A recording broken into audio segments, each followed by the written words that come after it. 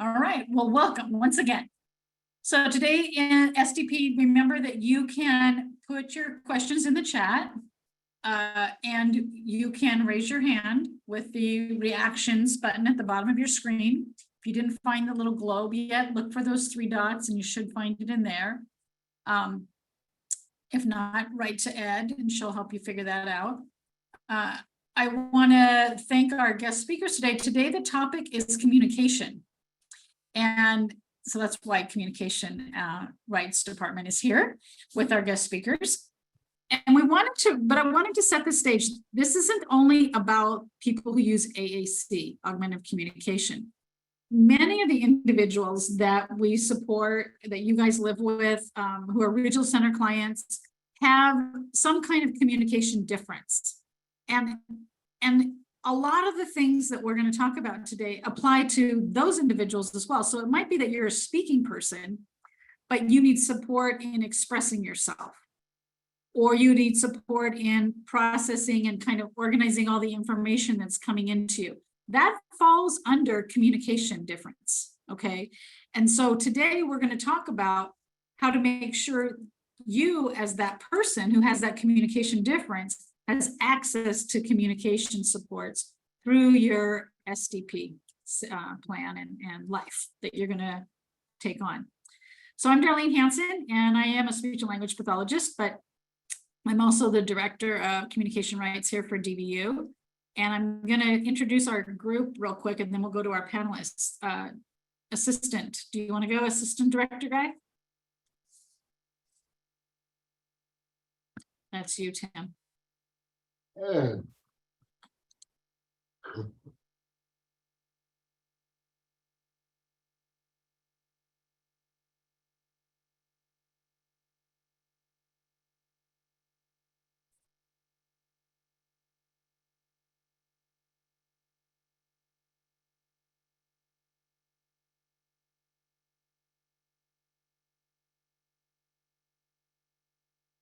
Hey, everybody. Welcome to SDP Connect. And that's Tim Jin. He's our assistant director. And then we have William. You want to go? You want to tell us who you are? My name is William Del Rosario, and I am a 22-year-old Hispanic Filipino male with black hair, brown eyes, and my pronouns are he and him. I have autism, apraxia, am a multimodal communicator, and use AAC. Thank you for making the time to be here today. Right. Perfect. And then we have Nina. Okay, hi everybody, welcome. My name is Nina Spiegelman and I work on policy at DVU, but the communication team that you've just met, let me hang out with them, and it is my joy. So I am so thrilled we're doing a session that connects SDP Connect, connecting communications issues, and I'm really, really happy to be here with all of you. And then today we're going to hear from Tim and William, but we're also going to hear from, we've invited Kelly Coulter Reyes, and she's waving here, and she is going to speak with us about SDP and communication. And then we also have Deborah Jordanson from Guidelight. So let's get started. I think, William, you're going to send us off first, correct?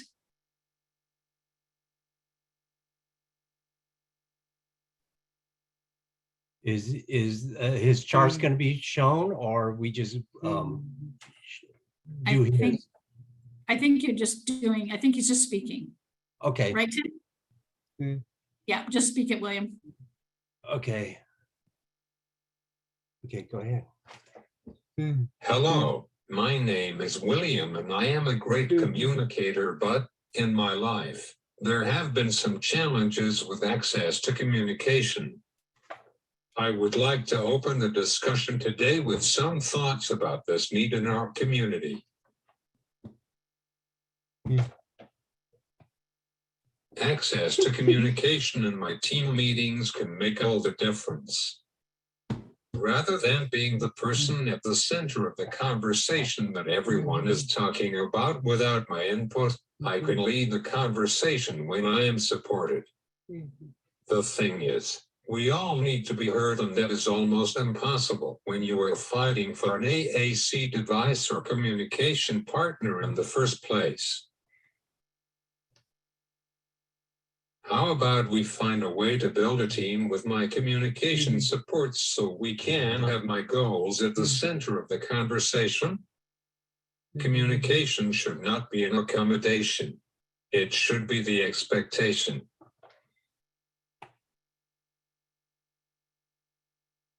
Communication is more than a device. It might also include support. My communication partner is the fuel to keep me going. I can feel a calmness with a communication partner that knows my impulsive body is not a behavior. They help me with staying focused. I need them to help me with my sensory regulation. They help me with problem-solving technology or bringing the team to understand the supports I need.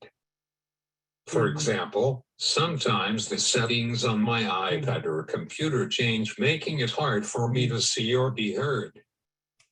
There's also the support of reading aloud and writing notes for me. An effective communication partner needs training in understanding how to support me with where my motor is working in each situation. Training must be provided to those who directly support me. Ineffective communication partners will compromise my ability to fully participate. Some examples of what training could include are an overview of presumption of competence, AAC, motor differences, and supporting communication. Personalized communication coaching to include in-service and hands-on training specific to me. And follow-up communication coaching, done monthly, to be provided at the conclusion of the communication coaching hours. As an adult, a future without a barrier to access communication would mean that I could live a life that is steered by me sitting in the driver's seat. Choice in your destination takes you where you want to go instead of being placed where someone thinks you belong. Shouldn't we all have a choice? Thank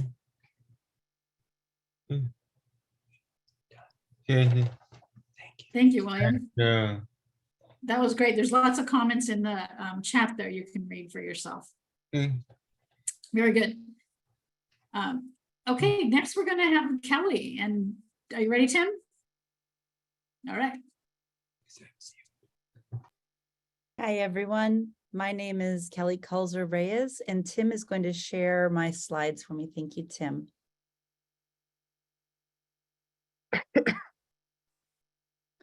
So one of the things I'd really like to, you can go next slide. One of the things I'd like to really focus on is cultural humility and the intersectionality of those concepts. So before I was a mom of an individual with Down syndrome, I was basically like a community college and college professor who focused on English as a second language. All of my training is in second language acquisition. So if you get to know me outside of the realm of disability, you would probably have gotten to know me working with lots of different immigrant groups, working with basic levels of English all the way through the spectrum through university. And one of the things that my training has always told me is that silence really is golden. So being comfortable in a quiet place is really a skill set that I have had to develop in myself. I'm an extroverted, white, educated woman. We talk all the time. We are talkers. And so one of the things that we have to do for those of us who are comfortable with sound and we like to hear our own voices is to become comfortable with waiting and comfortable with silence. And I think the most important skills I developed in graduate school were those: waiting. I had to time myself for a while, 20 seconds, 30 seconds, and just wait. I would have to wait, especially for my Asian students, because silence is more comfortable in some cultures. And being able to develop those skills and just sit with quiet has been something, as I'm basically a very loud person, I really did need to work on. That was something I've been using a lot of with my independent facilitation work in the self-determination program.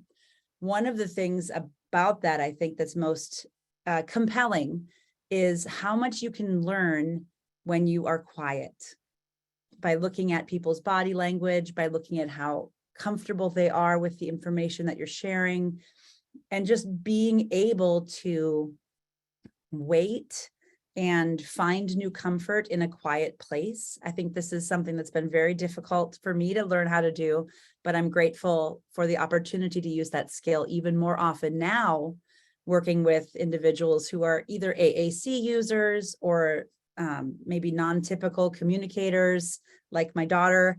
And I have to wait. And sometimes it takes longer than I would like it to, but man, is it worth the wait. It is so much more worth it to know what an individual wants and needs instead of me deciding what I think that they want and need. Tim, would you move to the next slide for me, please? Thank you. That wait time and the listening and being patient is a great opportunity. So what I try to do, and I don't always succeed at this because everything is practice, right, is to work on breathing at that time. No one needs to hear me being impatient while I'm waiting for my friend to finish his thoughts. If someone else is trying to type to communicate, it takes longer to type, right, than it does for me to just blurt words out. But if I just practice my breathing during that time, or, I don't want to get off topic. I want to make sure I'm paying attention and staying in that moment, but I might just focus on my breathing and let myself be absorbed by that quiet moment. At the same time, I want to watch that body language to make sure I'm not imposing my communication or my thoughts on that individual. I want to make sure I'm paying attention and being really present. And then also people, especially from an independent facilitator perspective, the people in that circle of support and the individual for whom the planning is happening, right? And with whom, you want to make sure that that circle is all involved with that as well, because especially when you're talking about adults, it is possible that that adult has not been listened to for a really long time. And sometimes never, like it has never happened. It happens a lot with parents who we assume that we know something that maybe we don't quite know, or maybe the individual has something different to share that we are not focused on. So including that whole circle of support, but then recognizing I'm not going to know everything that the individual is saying, nor will everybody else in the circle, but that it's really important to provide that opportunity for time. So there's always that phrase, right? Don't assume something because it just makes us all look silly. We don't want to do that. Can you go forward, my friend? Thank you. One of the things that I really appreciate about my friend Tim Jin, who some of you may know already, he works for DVU, is that Tim has this new audio device that I think is fabulous, because as a person who struggles when there's a lot of sound around me, this device, I think you wear it up here, right, Tim? So we can look at your face now and you can hear the words coming out of his AAC, out of his iPad.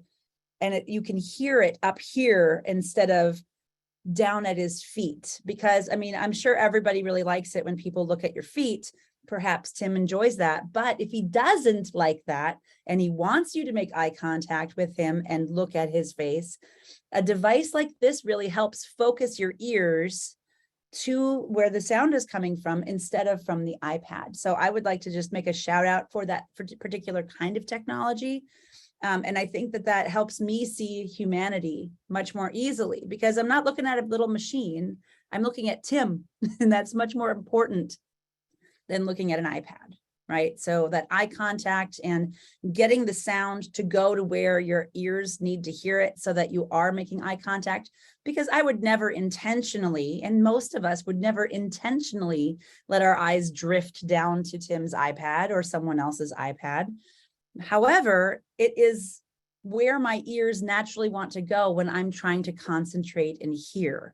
So just recognizing that we all have skills to develop and to work on, I think really can help us see each other a little bit more. Go ahead, Tim, next one. This is working with parents, I think, is one of the hardest things. And I say that from a parent perspective. I too am a parent, and I am accustomed to translating my daughter's language into language that other people can understand. But that is not always needed as much as I think it is, right? Other people want to listen to her words. And in the case of people working with you in like a self-determination independent facilitator, the people who become independent facilitators did so to assist families and individuals become like superstars at their own lives, right? So I didn't become an independent facilitator so that I could do the person-centered planning with parents, even though I work with a lot of people who have kids. I want to know every individual who's doing this, they're working on the planning. And I think one of the hardest things for parents like me to understand is that other people want to hear my daughter's speech too, or my daughter's communication, whatever it happens to be. So if I can allow myself to step back and allow for the quiet with other outsiders, not everybody is a jerk. Some people really want to be helpful, and they really want to communicate directly with the individuals instead of communicating with parents. I really love a lot of the people I meet in our community, and it's really fun to get to know other parents. But the person-centered planning process isn't for the parents. It is for the individual who is creating that self-determination plan. And I am not that person. I'm facilitating it. My daughter's still little, but at the same time, when I'm talking with older, like teenagers and adults, that's really important to remember. That individual needs to be part of that process, no matter how complicated the parents are viewing the speech or the communication. So convincing parents that I really want to wait and listen and just be with them really takes a lot of time. But once they see that I'm not that I'm genuine and that I am trying to communicate directly with their loved ones, beautiful things can happen. And it is a lot easier to enjoy the whole process of that planning process when we're all okay with quiet and we're all just listening and trying to help each other understand.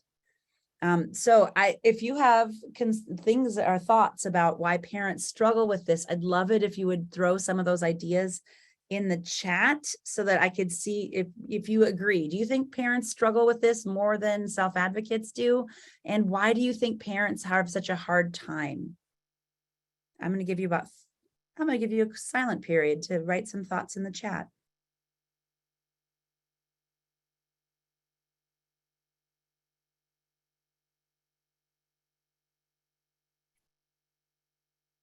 Old habits, trust with systems, for sure. I think both of those are really valid and important. See, I can't see the rest of them. I can only see them when they pop up.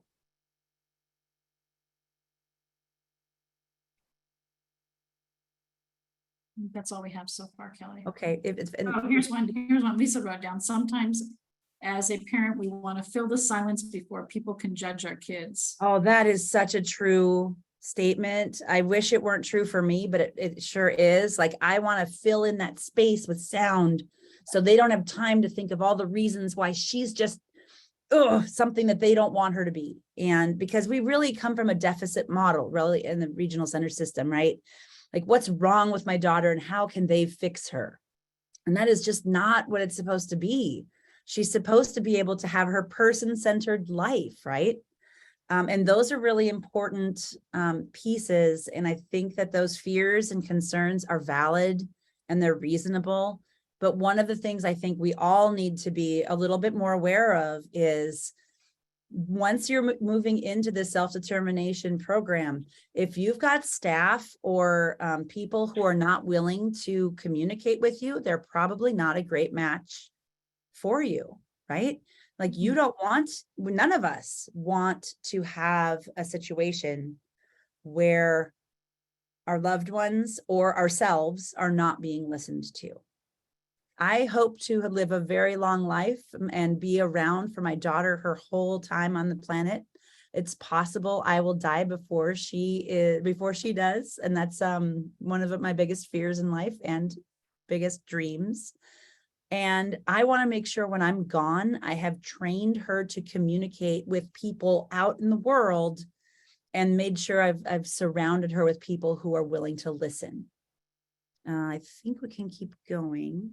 Yeah, because there's often not a support system, and Yeah. so you communicate for them.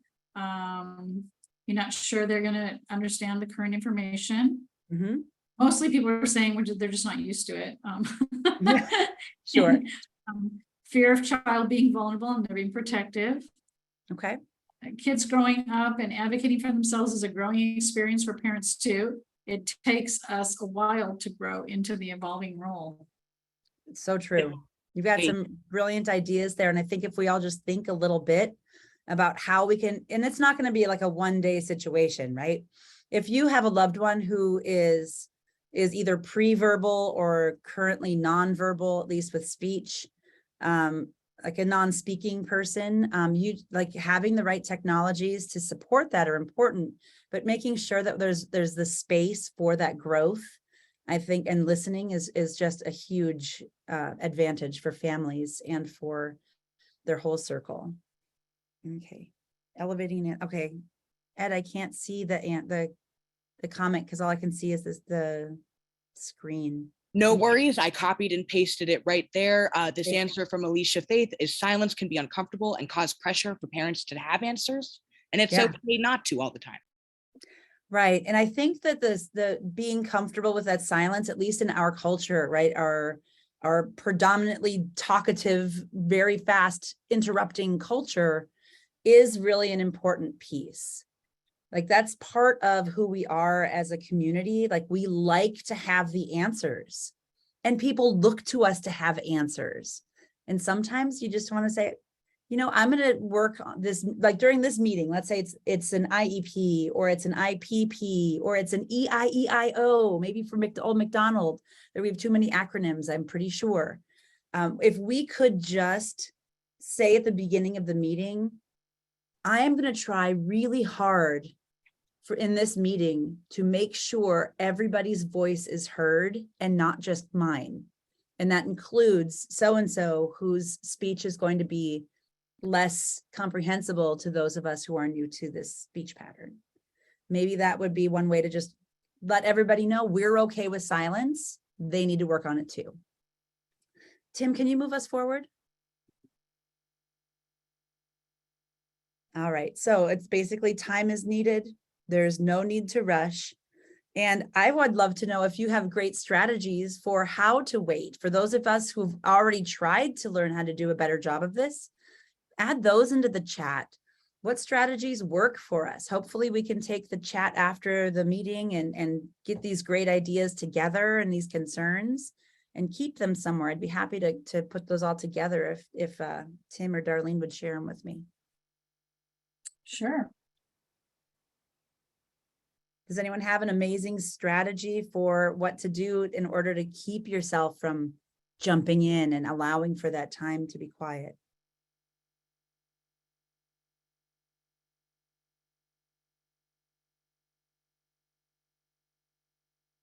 Great.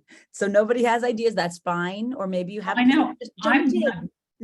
Okay, I'm not good at it, so I always have to like walk away. Because I can take myself away because I'll start talking. Ooh, count to 30 in my mind. I love that. I saw a Yeah. couple other ones come through. Thank you for those. I have no strategies. Oh, I bet you have some that we can develop now.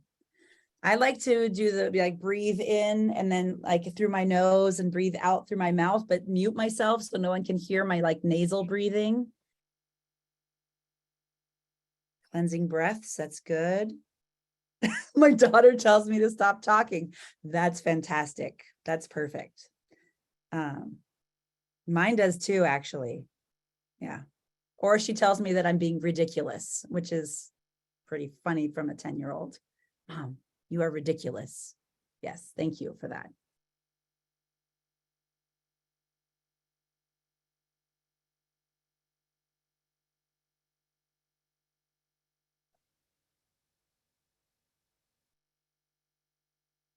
Yeah, I really have to make myself a goal of being quiet. Because if I don't make myself like being intentional about silence, it's really easy to just talk. And I like to talk a lot. Well, there's great ideas in the chat, so please be sure and read All through those ideas, we're going to put them all together for you, and hopefully we Yeah. can get them to those of us who are here today. Tim, do I have another slide? I think I have one more. Oh, I do. All right. So if you're looking for generic resources, this one has been really amazing. You might want to reach out to them.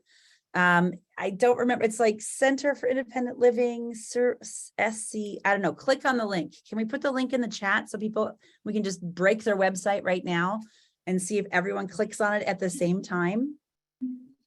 If you put the www.scil-ilc.org, that's really has been an amazing resource for quite a few people I know. They've got some wonderful technologies that, thank you, Ed, some wonderful technologies that they might be able to help you with assessments or finding the right technologies to meet your needs. So those are some of the things that might be helpful. And if you have a favorite local resource that you'd love to share with us, please put that in the chat now, and we'll make a big list of all those things for everybody right afterwards. Thanks for letting me share with you today, everyone. Thank you, Kelly. That was good. It was a good kind of switch, because again, this is about making space for communication. That's what putting communication into your SDP and your person-centered plan is really about. Tim, I think you're our next speaker.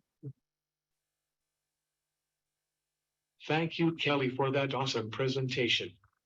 We really appreciate your perspective as an independent facilitator and how to communicate with someone that uses other forms of communication. For those of you who don't know who I am, my name is Tim and I'm the Assistant Director of Communication Rights for DVU. I've been in the self-determination program going into my 10th month.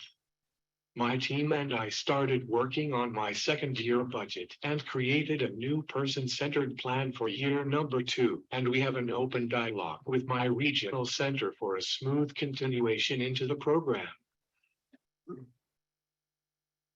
Most of us have made tremendous progress and exceeded our own expectations.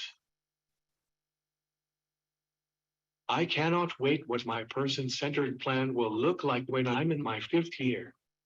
More importantly, I am eager to talk to other participants who are in their 3rd year or longer about how their lives have changed and what they have accomplished in their PCP. My communication needs are very similar and also different from my colleague, William. I also have communication partners who are my staff that I've trained, and many times with them, I don't need to use my device to communicate because I feel more comfortable using my natural voice. Sometimes, my staffs are my echo. As Darlene knows personally, we often have work lunches together. There are times when I choose not to use my device and let Arlene try to understand me. Usually, she gets it, but oftentimes, I see question marks circling around like a halo, and there is where my staff becomes my voice and translates what I'm saying. Even when their pronouns are not the same as mine. How? Many times when I'm out and about with my staff, I enjoy talking to the most random people at Costco, restaurants, concerts, etc. I let my staff help me break the ice with them, and after a while, I use my device to speak to them, if we are comfortable carrying on the conversation further. When I started SDP, I gradually noticed that my communication skills got better and better because I built my own team to help me, and not knowingly, they became my communication partners. Most agencies don't train any of their employees to have any communication skills, let alone to help facilitate someone to express themselves to others in the community. When I'm interviewing someone, one of the requirements that I look for is their skill level. I don't care so much about if they can lift a 50-pound dumbbell over their head.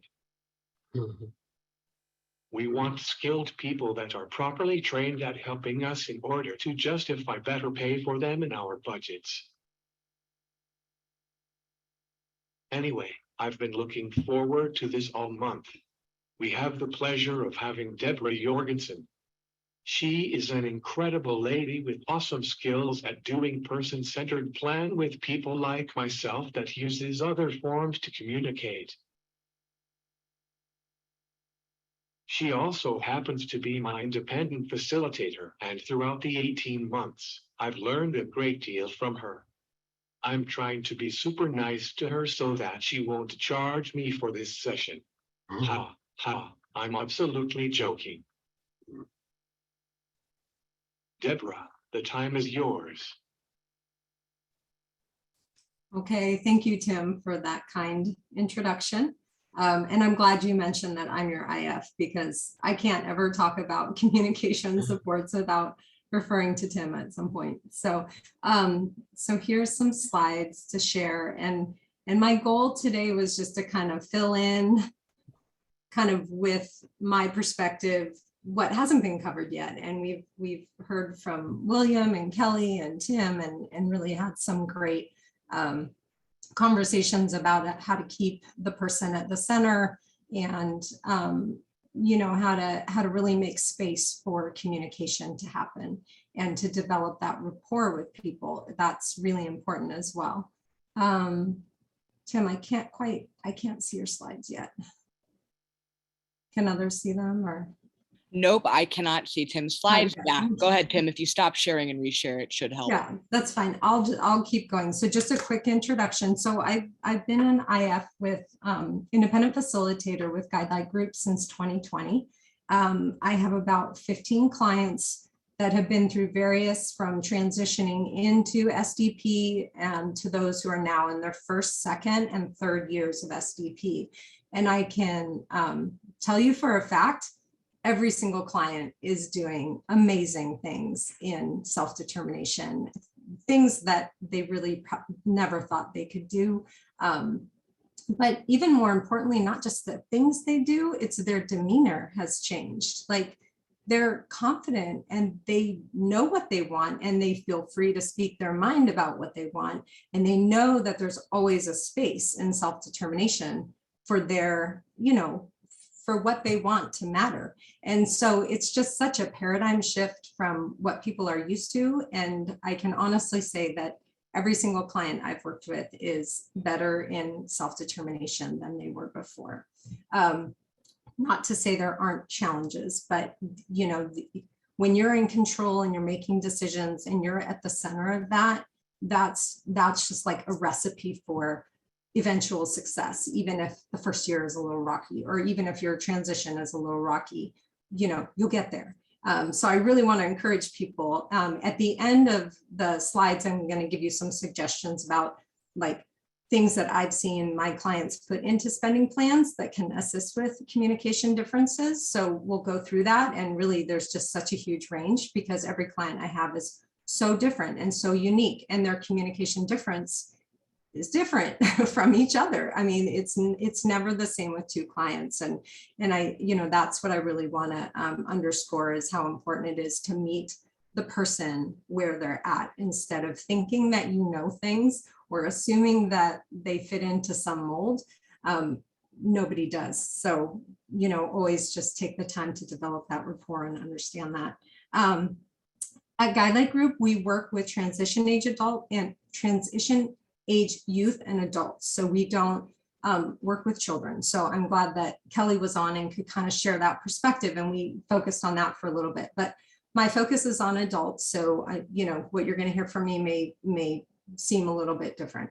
And then, many of my clients have communication differences. And again, I'm just really speaking from my experience as an IF. And then we also train other new independent facilitators, and I see some of them on the call too.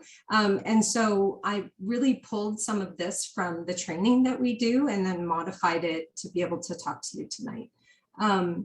So first is the purpose of person-centered planning.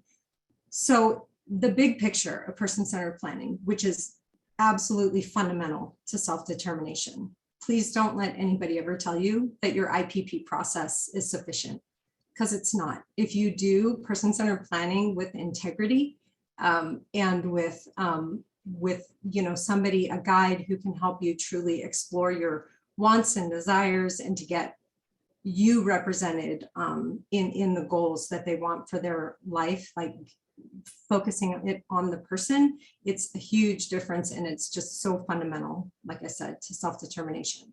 So listening to the focused person about things like where they want to live, how they want to spend their time each day, who they want to spend their time with, their hopes and dreams for the future.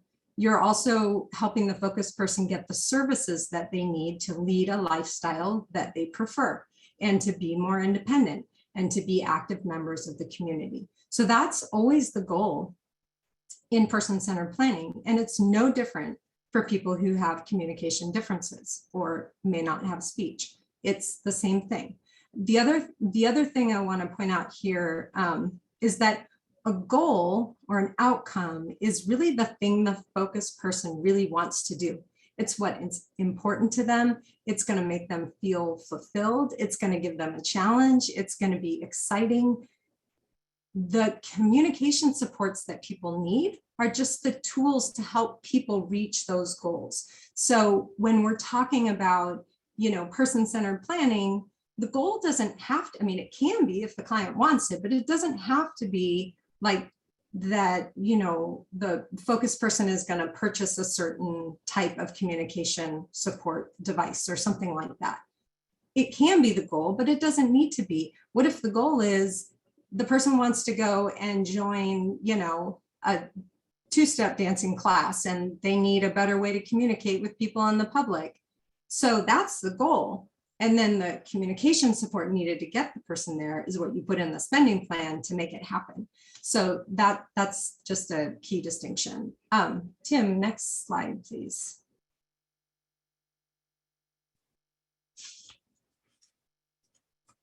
So the values of person-centered planning, and I know William touched on this, but presuming competence is absolutely fundamental.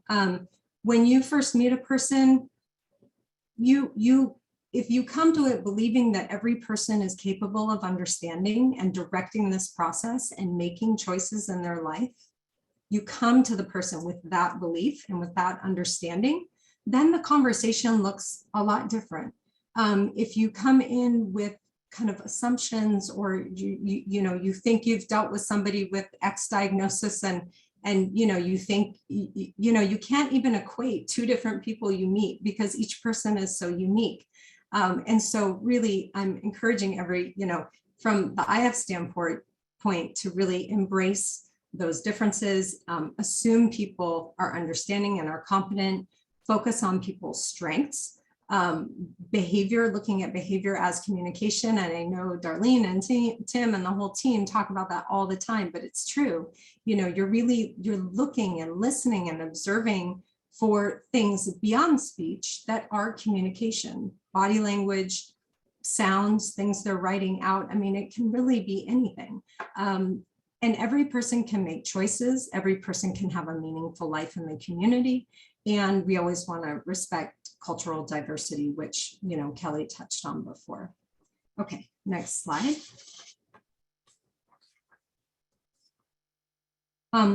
So my role as just kind of like the perspective of the independent facilitator is to really ask questions, including asking the participant or the focus person and those in the circle of support to help you understand. I want to help I want to communicate the best I can. So help me understand how to do that.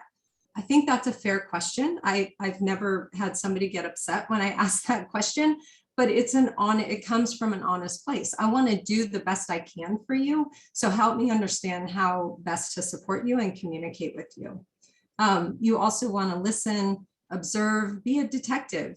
Watching in silence, sometimes it like opens up things that you wouldn't have heard from the person if you're just watching and trying to understand.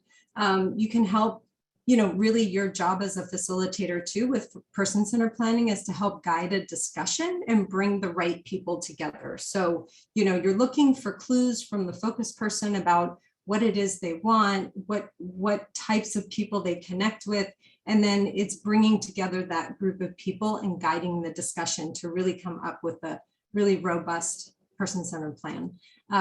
You're always respecting behavior as communication. You know, even like all through the pre-planning when I work with clients, I tell them like at some point, like if the conversation went off, you're not having a good day, whatever it is, let's hang up the phone and do this another time. Like nobody wants to be forced to do something on a day when they're not feeling good or they don't feel like they have the support they need, right? I mean, it could be that there's one certain communication friend or partner or support person who helps them communicate most proficiently or the best, right? So maybe you want to make sure to have your meeting or allow time for that person to be present in the focus person's life so that you can really make, you know, something good out of the time that you have together. And then always allowing the focus person to express themselves and just meeting them where they're at.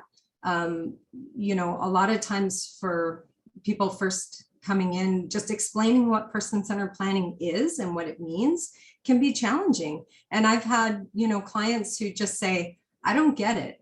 Like nobody's ever asked me what I want before, you know, or they're just kind of shut down because they don't understand why they're being asked what they want, because maybe that's something new to them. So you always want to just meet the focus person where they're at. And then, you know, as sharp contrast to that, I've had clients like Tim who kind of come to me and say, I know what I want. I know who's going to be there. I know how I want it to work. I just need you to help me make it happen.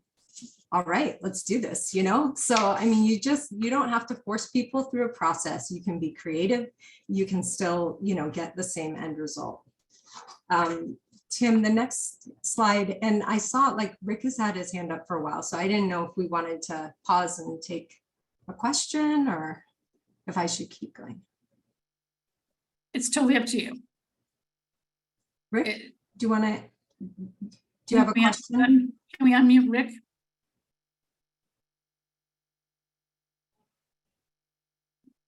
Hold on, Rick, we can't hear you. You're on mute. Oh. Ed, can you unmute Rick? I have asked Rick to unmute, but he needs to click the button on his end. Thank you.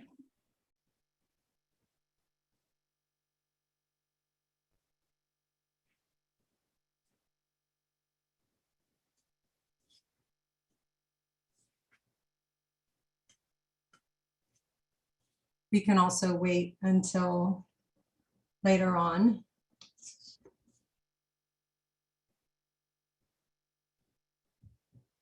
Oh, there we go.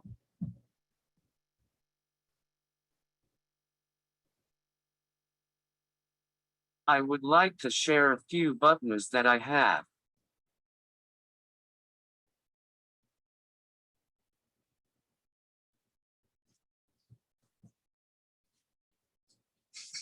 To speak and respond to you, I am using a communication device. Though I have a speech disorder, we can certainly carry on a conversation together.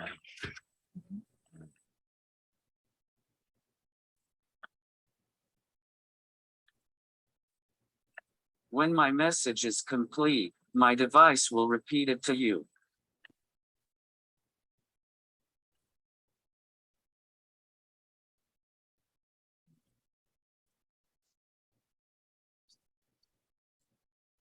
Please feel free to do what you need to do, and I will get back to you with my message.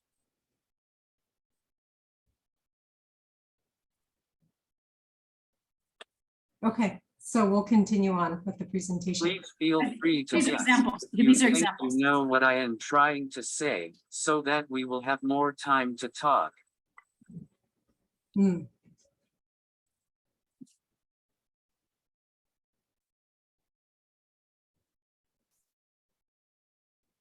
I'm sorry, but I prefer my thoughts not being guessed at, as premature conclusions might be formed in assembly. Will you please wait until I compose my message? Mhm.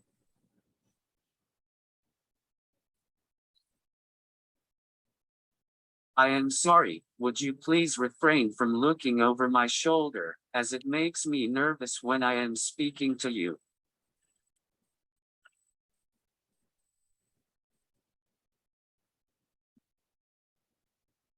Please feel free to look over my shoulders and read my message.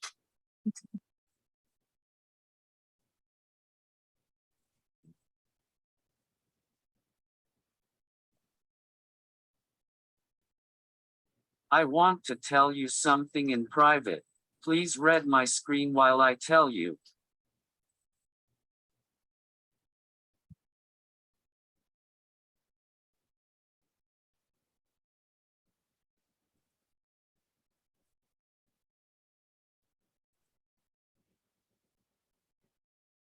Of the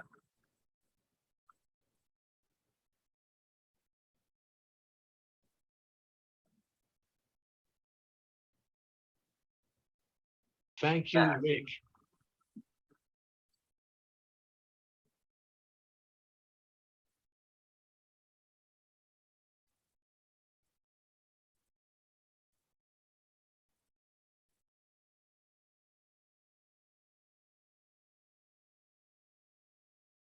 Deborah, are we ready again?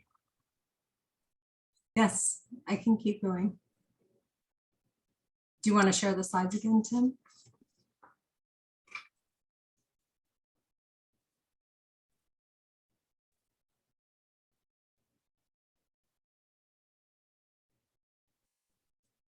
Tim, it looks like the same error is happening. Could you please close your screen share and then attempt to reopen it?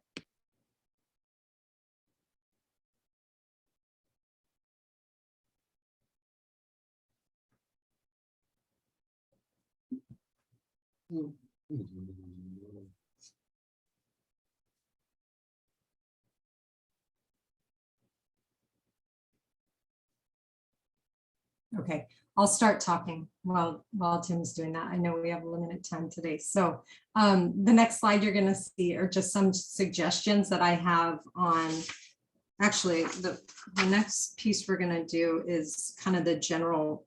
So I don't know if, okay, let's go back. Yeah, right there. Okay, so this is kind of the general format of person-centered planning. You start with the pre-planning. That's where you're like developing rapport, trying to understand where the person's at, communicating about what they kind of want out of their person-centered planning, what person-centered planning is going to look like. And then you have the meetings, and then you develop the written plan. You review it and revise it with the focus person to make sure it's everything that they want to say. And then you put the plan into action and self-determination. And then each year that you're in self-determination, you go back to the beginning, those last few months when you get through the year, and you start this process again to create your new person-centered plan for year 2 year 3 and beyond. Like Tim was saying, we're just finishing up his year 2 person-centered planning.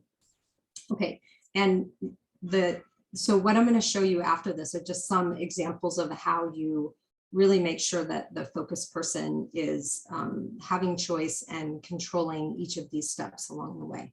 So go ahead and go to the next slide.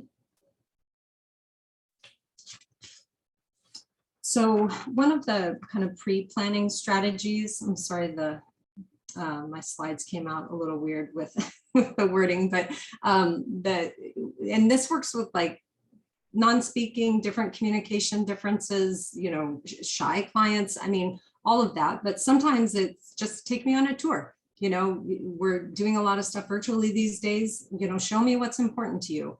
And sometimes just watching the person explore and show you things gives you a lot of insight into their preferences and their likes and their desires and their hobbies and all of that.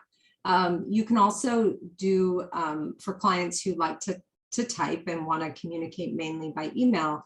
I think providing questions in advance by email so that they can prepare their thoughts. This is also something that's really important for going into meetings when you're going back to meet with regional center, Department of Rehab, other generic resources, is if you're the focus person and you need some extra time to process things and put your thoughts down before a meeting, it is totally appropriate to ask for the questions and ask for the topics of the meeting beforehand, before the meeting, so that you have time to prepare those responses. And that can be a really effective, like, kind of advocacy and strategy tool as well. And then also I touched on this before, but allowing a person to generate responses with the right support when they're at their best. Most of the time it is not when you're meeting on Zoom. So you just, you know, you might keep those meetings really short. You might just check in on a few things that require more of the yes and no answers and can get, you know, kind of get through some of the things you just have to ask for this, you know, to plan the party or to plan the meeting and those types of things. But, you know, if somebody really wants to work on things separately, you know, it just takes some advanced planning to make sure people have what they need to be able to focus on it when they feel like they're at their best. Okay, next slide. So here are some, you know, different ways to structure a person-centered planning meeting to keep the focus person, you know, presuming competence, keeping them at the center. So some of the time, focus person has a real good sense of what they want their goals and outcomes to be. Sometimes they just want help making their days more fulfilling. Right? Like they feel like maybe they're focusing too much time on the things that don't matter or just get stuck in a loop, and they want to set aside time for the things that do matter. And so sometimes you go into person-centered planning looking at it from that way. But when I'm working with, in particular, like non-speaking individuals or anyone that needs to just slow down and take some time with this, I break down the process into smaller pieces. And the key of all of this is to adapt the format so that the focus person is heard, respected, and in charge at each step of the process. Next slide, please. So here's an example of, you know, a pretend client, 25-year-old, lives independently with 24-hour support, loves to be in the community, has certain things that they like to do. They really want to be independent, but they also want to stay safe, as most human beings want to be safe and be independent. And they're non-speaking and they use like a letterboard and an iPad to communicate. And next slide. So in a situation like this, you could break down the process of kind of pre-planning to go just slow down and take some steps with it. So I might email an introduction with like a brief summary of how person-centered planning is going to work, explaining what we'll discuss when we first meet so that the person knows ahead of time this is what the agenda is going to be. Then you might have that first meet and greet at whatever, like for whatever period of time feels comfortable to people. I have certain clients that say, I don't want anything over a half hour. I just can't stay focused. You know, it needs to stay short. That's fine. You know, some clients, their tolerance is a little bit longer, some shorter. It just depends. And then after that meeting, I may like send maybe 2 or 3 questions that I'm kind of asking the person to get to know them and to explore things, and give them a week or 2 to generate their written response. And then we may meet again to kind of go through those responses and ask, you know, some basic questions. And then we may go through that process like 2 or 3 more times. And as you can see, that it does elongate the time that you spend doing pre-planning, going into the person-centered plan. But I think that that's really necessary in some situations, like you know, Kelly was saying, to really slow down, to really listen, and to be able to do the process with integrity. So that's just an example of pre-planning activities. You can go to the next slide. And then, you know, for this, you know, pretend client, we may break the meetings out. So we won't have like one big, long person-centered planning meeting. We might break it out and make it like 3 45-minute meetings. And we're really clear about, at the first one, we're going to do all the positive descriptions, the likes and dislikes, the important 2 and 4. And mainly the person's listening and, you know, offering some yes and no feedback about who they maybe calling on people, who they want to go in what order, that kind of thing. And then we might also have, you know, a meeting too, where we pick like 2 different topics and we're going to just talk about those things with that group of people. And then a third meeting where we talk about another 2 or 3 different topics. So that's an example, and it's been actually really effective for the initial person-centered planning, because it really gets a good circle of support around the person. It gets a lot of good ideas generated. In meetings where we've taken the time to do this, it's like we end up with an outline that's more like a 5-year plan, because there's no way you could do it all in 1 year. And I've had clients come back to me and say, you know, I feel really overwhelmed right now. Like, this seems like a lot to do. And it's like, oh no, you don't have to do. These are just suggestions. So let's step back. Let's tackle, like, you know, let's tackle the first 5 things that you really want to get to in year 1. And then we have kind of a template and a roadmap for the subsequent years as well. And then we can kind of just do more fine tuning throughout those years along the way. So it just depends on what the person wants. So next slide. Okay, so now I'm kind of switching gears from person-centered planning, which is actually where you not only set the goals, but then you figure out, well, then what, you know, you ask the focus person, you ask the circle of support, okay, what are the supports and services the person's going to need in self-determination? And you can be very creative in self-determination. What are you going to need on that side to meet your goals and to make this have impact? So here are some examples of ongoing communication supports that we've put into spending plans over the years. Communication partners or friends, like Tim was talking about, and, you know, let the focus person be creative. They can call them whatever they want to. Some have preferences about that. A personal development consultant, which is kind of like, you know, a paid support agency or person to help manage all the, you know, people that you hire, or staff, or communication partners, somebody that's kind of in charge of that. You can put like staff management and training in costs of that, or the actual time it takes for a coordinator or supervisor to do that. You can also have, similar to what I know Tim always shares about his self-determination, but you know, you can have something like a coordinator role where you have one staff who's kind of elevated at a higher pay rate and can help take care of a lot of the day-to-day things. So that's a very effective way to keep communication open.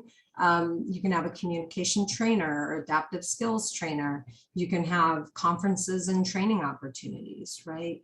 You can have technology, everything from laptops, iPhones, iPads, special. I always put in the description, and special cases and accessories as needed, because for most people, I mean, we went through this with Tim, where like he got the iPad, but he needed a special case that like connected to his chair, and you know, it wasn't in the spending plans. We had to go back and like revise it and make sure it's in. So anyway, just saving you all a little time. Just make sure to always put in the accessories and the, you know, the added things that they're going to need due to their, you know, because of the disability. And then, maybe a camera, video editing software. Some clients want to do videos of, like, they may have a certain communication partner that does a certain thing with them really well. Well, they may want to videotape that person doing that thing really well with them. And then they can use that for cross-training their other staff, or for cross-training people who are new on the team or don't know them very well. So sometimes that can be really effective goal, is just like cross-training the staff. And then you just focus on getting, video editing and being able to do that kind of with the tools that you have. There's often softwares and other apps identified with the help of a trained technology consultant. So Kelly gave the one resource, and there's more out there, but you can find people that can help consult and figure out what is needed to actually purchase in self-determination. Personal emergency response systems are in most people's spending plans. Things like Alexa, a digital calendar, a large monitor to be able to visually see things coming up, whiteboard, binders. For some clients, they want to try out different techniques of communication with their staff and then figure out what works the best and then hone in on that. So maybe the first year of self-determination is like a couple of those different tools and trying it out and seeing what works best. But like, you can do all that in self-determination in ways that you can't do it, in the traditional system. Let's see, Tim, can you go to the last slide? And I'm sorry that I feel like I'm talking too long, but these are just ongoing communication techniques that you can use in self-determination.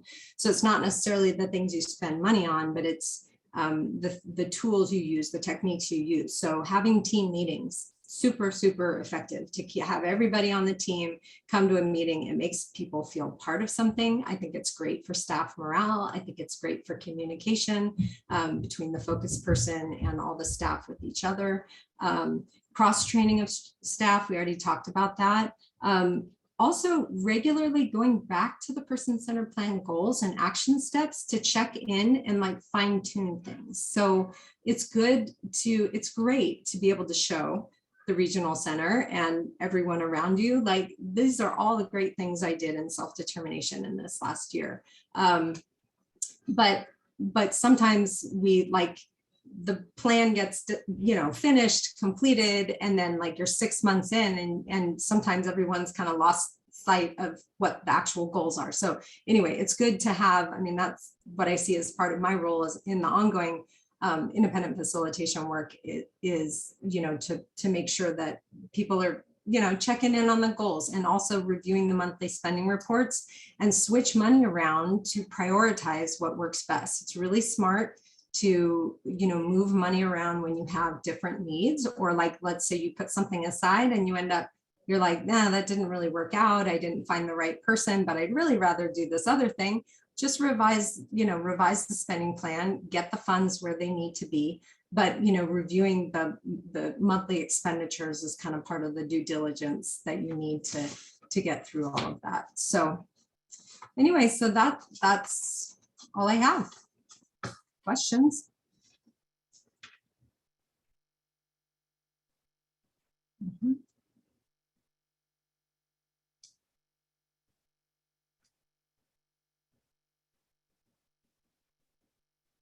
Oh, Darlene, you're on mute. I see you talking. Thank you. I was trying to be polite, thank you, Deborah. That was great and perfect. I want to open it up to more questions, specifically to the chat. We have like 20 minutes left, but I've been trying to respond to them in the chat. Please be sure and read through there, everyone. But at minutes, I think it was 5:23, Lorna, there's something in Spanish that I don't know, so I did not respond to that. So I wanted to give that time. Message at 5:23 from Cecilia Ortiz Barajas for Lorna.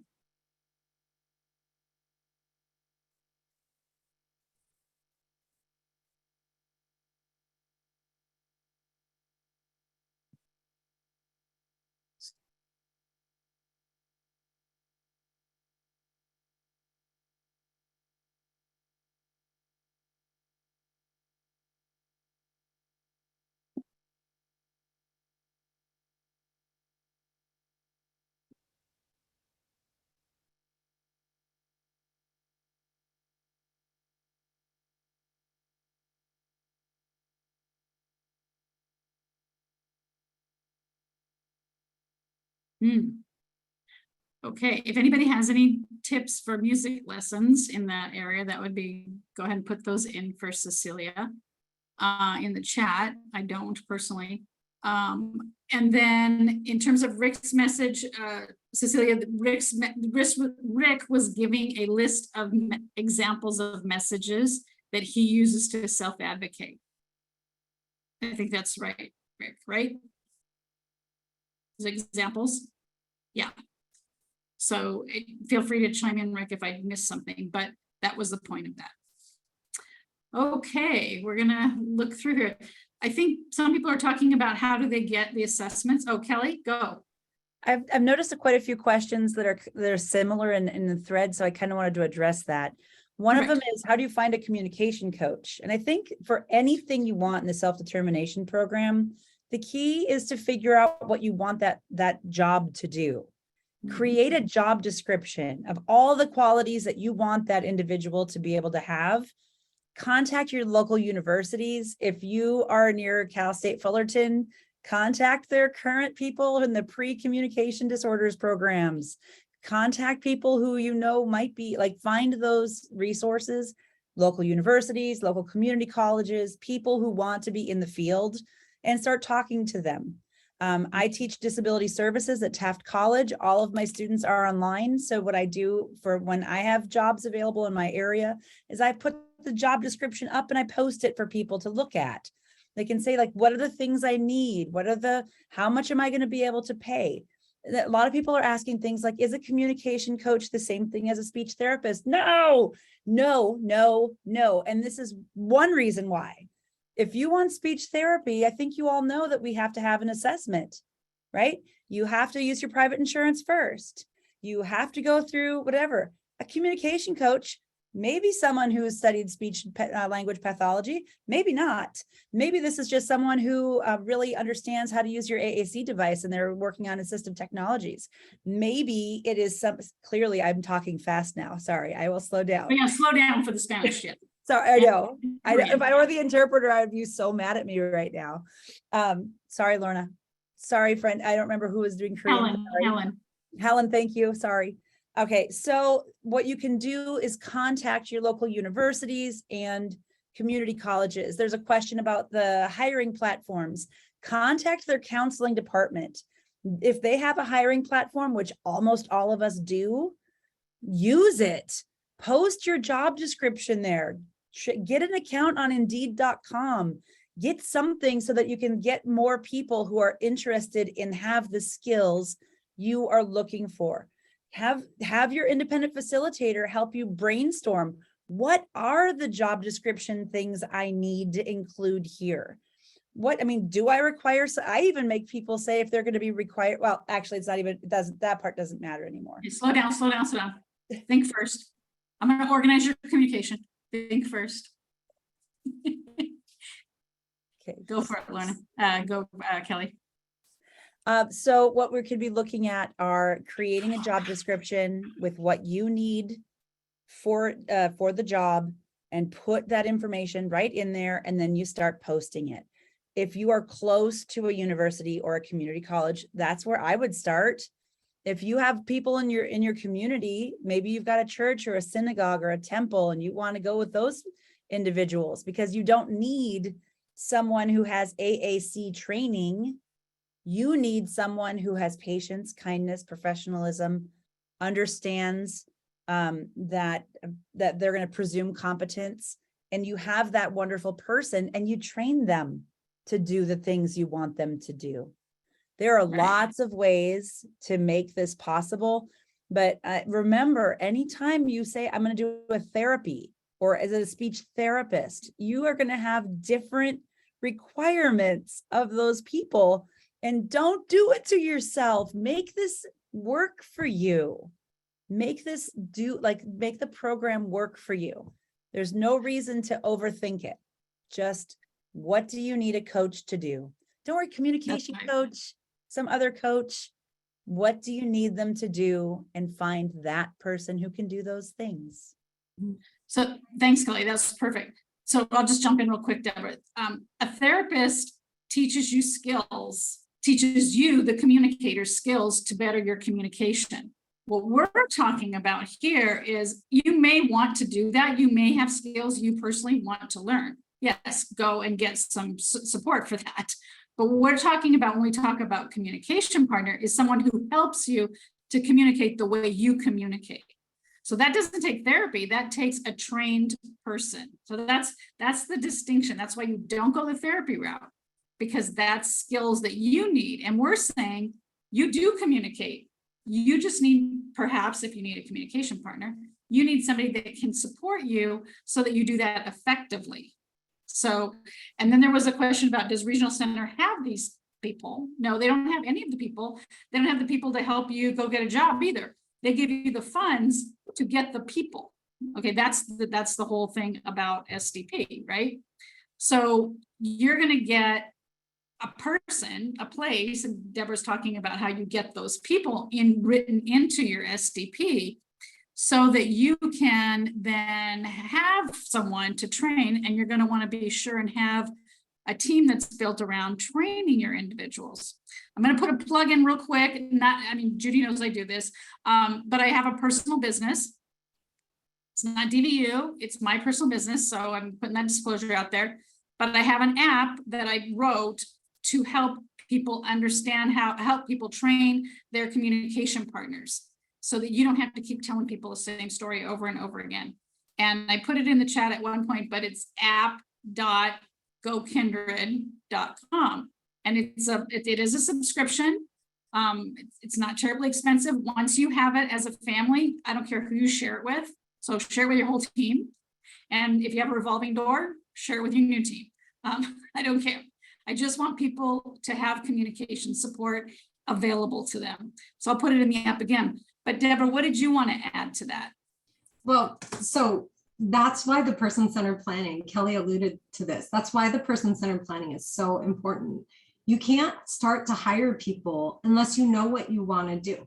So let me just give you an example. I have a client who's like, really high level runner, but she needs a different type of support because the person that goes with her to go running has to be a runner and like be able to keep up with her and be able to like cue her and understand the spatial awareness stuff. And so, there's a whole component to it. So in that situation, it wouldn't be hiring a person to come sit by her side 8 hours a day. It would be hiring somebody who could go out with her 5 times a week, 2 hours at a time to actually do the running and teach those skills. So in that situation, that might be the appropriate communication friend or partner that she would need. And so I just, if you don't do the person-centered planning, you don't know what you need. And so really be specific about that because it's going to influence the way you hire and the way you find services and supports. A couple other resources for finding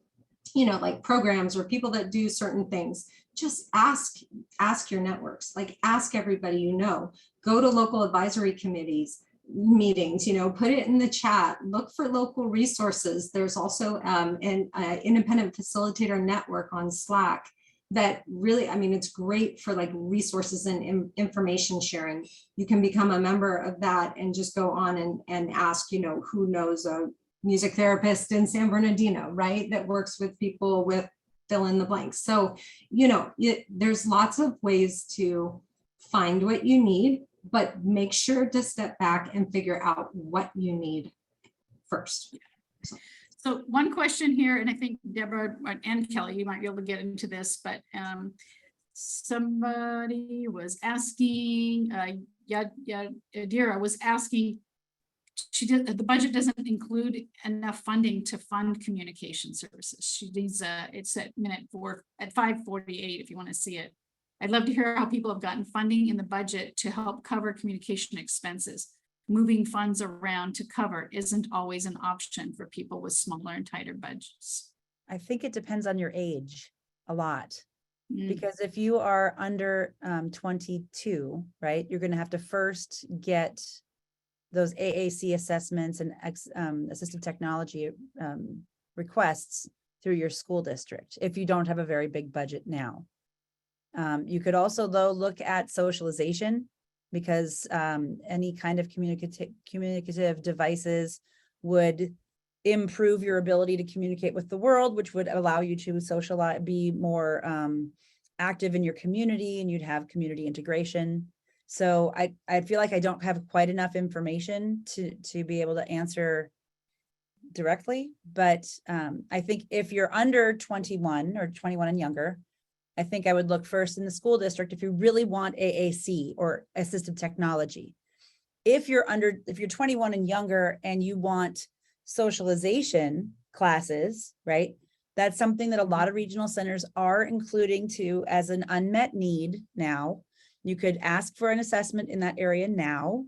And then once you move into the self-determination program, depending on the length of time that your regional center approves that funding for, you could use those funds for communication options because you're going to use it to improve your socialization, whatever.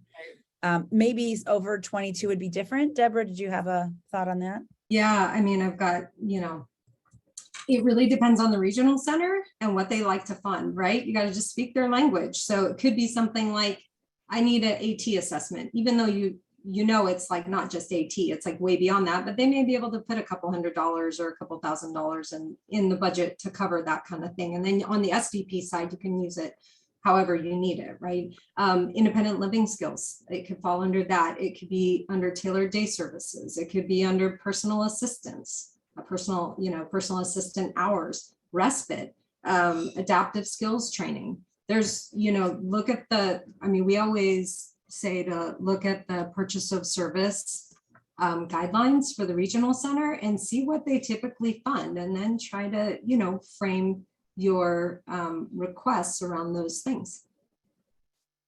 Yeah, that's good. There was a question in Spanish. We have just a couple more minutes. But there was a question in Spanish, Lorna, at minute 5:48 from Denise.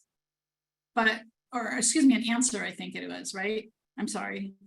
It was a suggestion of a drum class. Okay, sorry. In Riverside. Thank I you. think it's okay. Okay, I think it's okay. Great. And then I think Ed and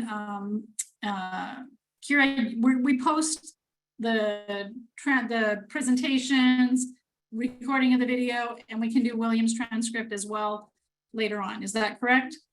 We would need to be provided Williams transcript. I don't have a copy of it right now, but yes, we do post the presentations and the recordings. Okay, perfect.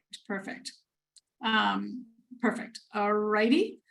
And now I lost my thought too, because I'm doing so many things. I know what I wanted to tell everybody. Disability Voices United, we also have the third Tuesday of every month, Communication Access Connect. And that is an hour and a half devoted just to this, just to communication access. And a lot of times things that come up in your SDP come into that conversation. Sometimes it's other stuff, but that's really a communication partners.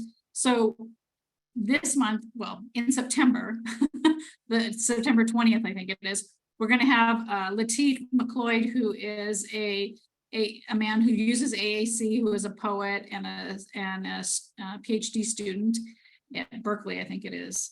And he's going to be presenting. And then in October, on the third Tuesday of the month, which I can't tell you the date off the top of my head, but in that session, we're going to talk about communication partners. That the whole thing is going to be about communication partners.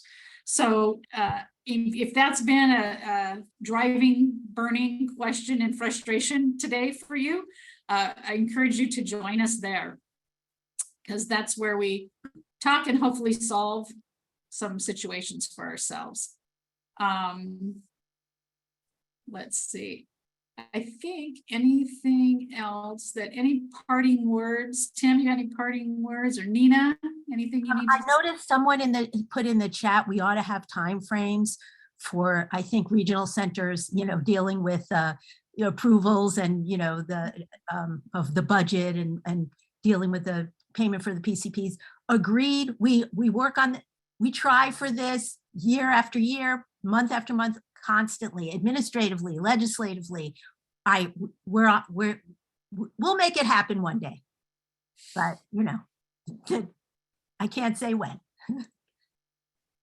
Yeah. I just think, I mean, to us at DVU and in Communication Access Group, we think that, you got to move your communication needs up to the top of the conversation. None of this leaving it till the end, right? Where it's like, oh yeah, what about communication? No. How can you be expressing yourself if that isn't identified at the very beginning? None of the other stuff's going to happen for you, right? So we as a community, and you and each in your individual meetings, need to make sure that's what you're talking about first. How do you communicate? What are your communication needs? Because it's going to trickle down into every aspect of your life. Communication happens in every aspect of your life. And we've got to stop leaving it till the end of the meeting. That has the wrong message, and it makes everything else wrong. Deborah? Can I just add one thing to that too?